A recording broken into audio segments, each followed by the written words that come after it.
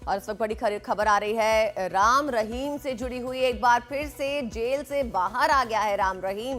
राम रहीम को 21 दिनों की फरलो मिली है। इस बार सिरसा डेरा में राम रहीम रहेगा और आज सुबह राम रहीम को लेने हनीप्रीत पहुंची।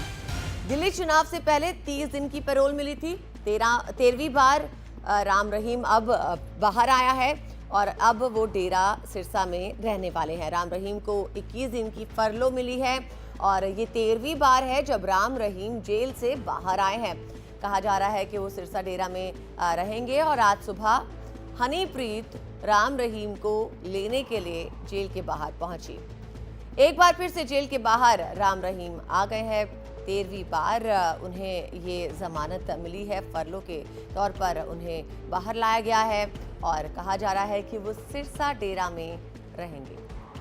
आपको पता है ये कोई पहला मौका नहीं है जब राम रहीम को इस तरीके से फरलो या पैरोल मिली है जेल से बाहर निकलने के लिए। कभी किसी आधार पर, कभी किसी आधार पर, और ये सिलसिला लगातार चलता आ रहा है। ये भी इत्तेफाक की बात कहें या कुछ और कि जब जब चुनावी मौसम होता है तब राम रहीम या तो फरलो पर या पैरोल पर जेल से बाहर आ जाता है। इसको लेकर सवाल भी उठे हैं, लेकिन फिलहाल की खबर ये कि एक बार फिर से फरलो मिल गई है। 21 दिन के लिए वो जेल से बाहर आया है और अपने डेरे में ही रहेगा। पहले जो हिदायत दी जाती थी जब फरलो या पैरोल मिलती थी कि वो अपने डेरे में नहीं रहेगा, कहीं दूसरी जगह रहेगा, लेकिन अगर हम देखें तो अब डेरे में रहने की परमिशन भी मिल रही है। और आपको पिछली अगर हम बात याद दिलाएं तो दिल्ली चुनाव से पहले 30 दिन की पैरोल राम रहीम को मिली थी। सीधे हम रुक करेंगे, हमारे संवाददाता गुरप्रीत चीना हमारे साथ जुड़ गए हैं और जानकारी देने के लिए। कभी इस आधार पर गुरप्रीत, कभी उस आधार पर, कभी पैरोल, कभी फरलो, अब किस आधार पर? देखिए, अभी जो सूचना आई है वहां पे जो सनारिया जेल रोहतक से जो गुरमीत राम रहीम है वहां से 6:30 बजे सुबह चले गया है।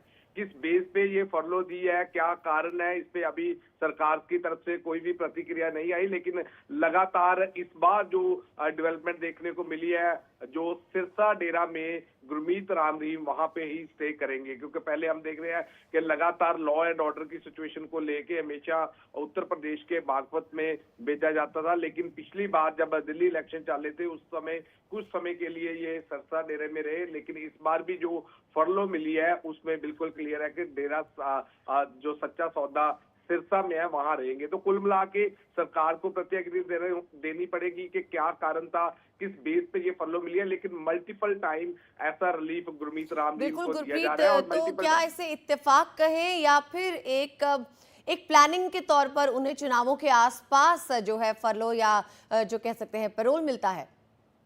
देखिए, ये हमने देखा कि कांग्रेस ने भी इस बात को बहुत बड़े लेवल पे रेज किया था। उसमें ये कहा गया था कि जो पिछली सीक्वेंस देखा गया है उसमें ये देखा गया कि जब भी कोई इलेक्शन होती है हरियाणा में रिलीफ दिया जाता है। बाकी जो और भी कैदी है या और भी जो इनमेट्स है उनको क्यों नहीं रिलीफ दिया जाता। तो इस बात का ऑलरेडी बहुत बड़ा सवाल है जो हरियाणा सरकार में और हरियाणा गवर्नमेंट को जवाब देना पड़ता है। लेकिन जब भी कभी सरकार से बात करते हैं वो कहते हैं कि ये उनका लीगल राइट है जिसको अवेल करे, अगर बाकी भी कोई कैदी चाहे तो उसको अवेल कर सकता है। लेकिन अभी देखते हैं कि किस बेस पे एक बार गुरप्रीत, आपने कहा कि जब सरकार से इस बारे में सवाल पूछे गए तब सरकार का ये जवाब आता है कि उसका लीगल राइट है। नो डाउट लीगल राइट होता है, जिनको लंबी सजा होती है उनको लीगल राइट होता है कि वो फरलो लें, वो पैरोल लें, और साल में इसकी एक लिमिटेशन भी है।